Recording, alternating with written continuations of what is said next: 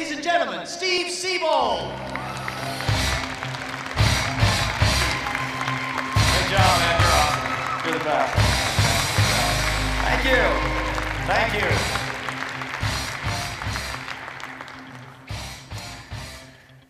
Several years ago, I took up kickboxing. Great workout, lots of fun.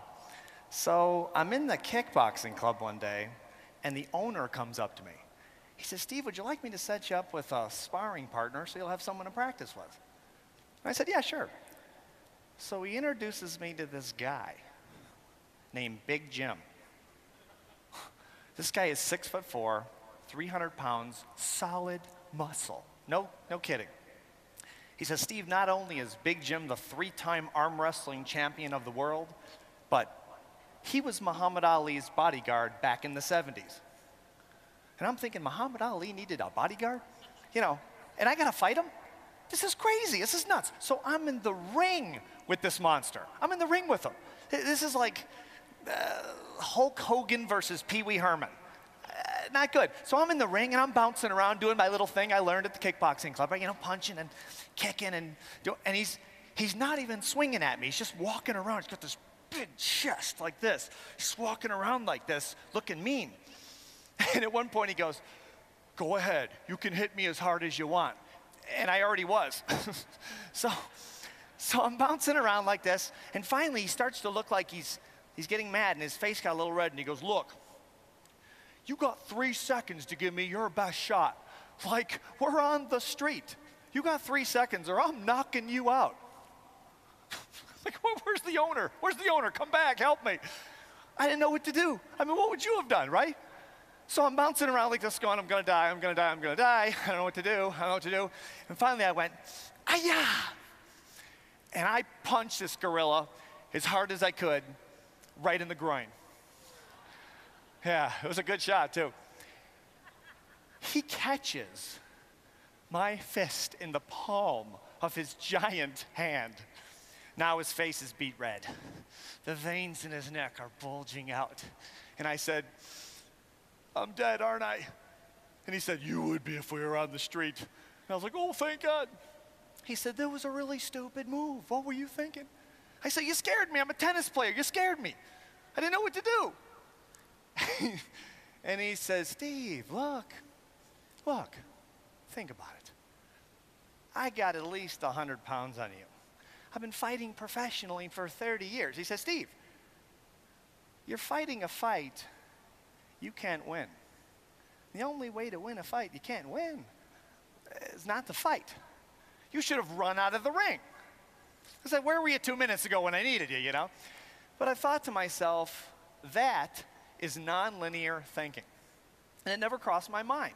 It never crosses most people's minds because we're trained, as you know, to think linear, right in school. A, B, C, 1, 2, 3. Linear thinking. When we all know the big problems of the world are really solved with non-linear, big thinking. It's one of the great secrets of the world class I learned in 25 years of interviewing these people all over the world. I work primarily with salespeople of very large corporations, Fortune 500 sales forces. That's what I do pretty much every day. And you would guess this, you might be in that area or maybe not, but you'd probably guess that the biggest problem that they all have across the board, anywhere in the world we work, is the fear of rejection, right? Why? Well, psychologists say it's because most of us have the greatest addiction you can possibly have, and that's the addiction to the approval of other people. It works when we're children, but we carry it into adulthood, and it causes most of us to stop asking people to buy, or to get an ILG, or to marry us, or to dance with us, or whatever it is. We're addicted to this approval of other people. I think my friend Dan Caro talked about this a little bit earlier on. Well, the world class have a secret. And this one, you know, people say secrets, everything's a secret. Some of it's not. This one is a little bit of a secret, at least that I've found among world-class salespeople, and here it is. This is a beauty. They overcome this addiction through a process that psychologists call systematic desensitization. Systematic desensitization. Now, granted, these are the two biggest words I know. I get that. But it sounds complicated, but it's really not. Here is how it works. Systematically, over time, they desensitize to hearing the word no. Yeah. See, at first you ask to buy. You ask someone to buy. You ask someone to get an ILG, whatever it is, and they say no, and you go, ooh, like Terry just talked about. Ooh, feeling the pain, emotional pain. But after you ask and you ask and you ask and you ask, psychologically, all of a sudden, a shift takes place. You've desensitized to the word no, and when that happens, it's magic. It's a big part of the mental toughness process and a big part of the secrets of the world class, especially in sales.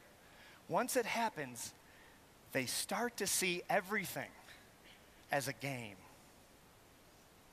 Once you start to see asking someone to get an ILG, selling a product or a service or whatever it is you do, you start to see it as a game.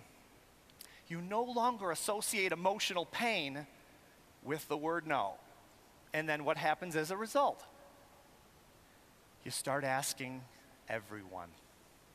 And you get very dangerous. And you also can get very rich doing that exact thing.